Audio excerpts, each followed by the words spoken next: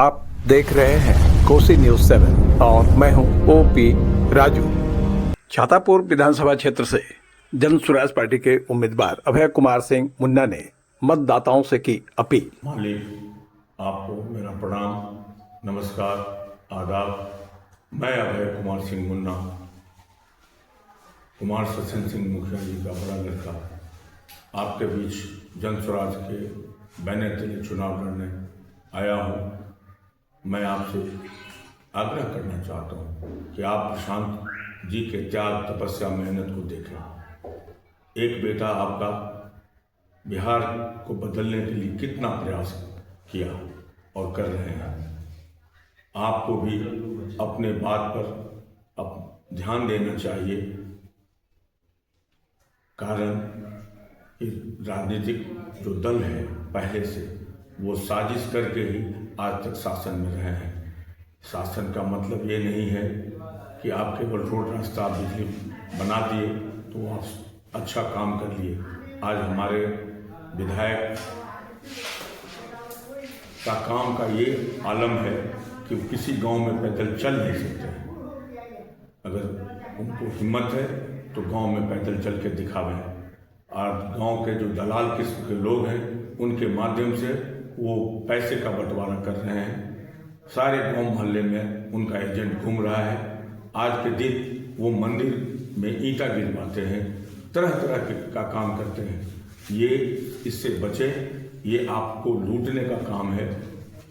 आने वाले समय में तरह तरह का अफवाह उड़ाया जाएगा कि कैंडिडेट बैठ गया, कैंडिडेट सक्षम नहीं है, उनका भाड़े का आदमी पूरे इलाका में इस तरह का ह्यूमर फैलाएगा। इसलिए हम आग्रह करते हैं कि आप जहां भी हैं खड़े रहें।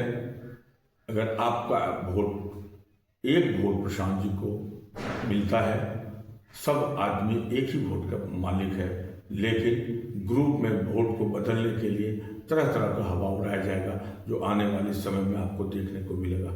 इसलिए आपसे आग्रह है कि आप किसी भी लोग में न पड़े।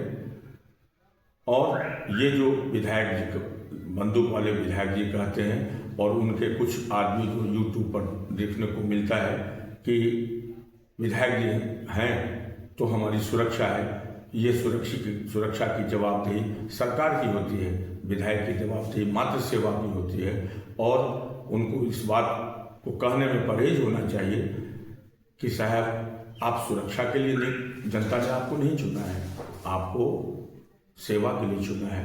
आपकी सरकार है, आप कैसे व्यवस्था को चला रहे हैं कि आपके सरकार में सब लोग असुरक्षित अपने को महसूस कर रहा है।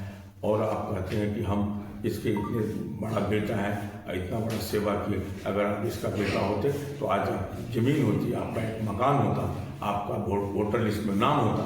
लेकिन आपने, जैसे सरकारी कर्मचारी आता है और ट्रांसफर पोस्टिंग की प्रतीक्षा करता है, आज आप चुनाव में जीतते हैं तो आप महीने में एक बार दो बार वीरपुर आ जाते हैं। गांव मोहल्ला में आज तक क्यों नहीं गया? गांव मोहल्ला के लोगों को क्यों नहीं फेस कर पा रहे हैं? इसलिए भाइयों, मेरा आग्रह है कि जन स्वराज के जो संस्थापक का जो सोच है 5 पॉइंट कि हम पलायन को रोक लेंगे, हम बुजुर्गों का सम्मान करेंगे, 2000 कम से कम महिलाओं और यूथ के लिए 4% इंटरेस्ट पर लोन देंगे, जो नकदी फसल का किसान खेती करेगा किसान उसको मनरेगा से लेबर देंगे, और पढ़ाई का उत्तम व्यवस्था करेंगे। वो व्यवस्था ऐसी व्यवस्था होगी कि जब हर प्रखंड में एक विश्व स्तरीय स्कूल खोला जाएगा। और जब तक अभी की जो सरकारी व्यवस्था है स्कूल का वो नहीं सुधर जाता है, तो उन्होंने अभिभावकों को कहा कि आप अपने बच्चे को सरकारी इंग्लिश स्कूल में पढ़ाइए, सरकार उसकी पैसा देगी। जितना भी 5 ये पार्टी का प्रोग्राम और प्रोजेक्ट है, ये सब प्रैक्टिकल अप्रोच है कि बुजुर्गों का भी सम्मान हो गया। महिलाओं के दर्द को किसी ने नहीं समझा। आज माँ और पत्नी का दर्द केवल माँ पत्नी समझती है, हम लोग तो ऊपर से केवल देखते हैं पलायन क्या होता है। इसलिए हम आग्रह करते हैं कि इसमें किसी के बहकावे में ना आवे। आप अगर जन स्वराज से जुड़े हुए हैं तो किसी हवा पानी में किसी तरह का कोई अफवाह अगर फैलाता है तो आप अपना मत जन स्वराज को ही दें। धन्यवाद।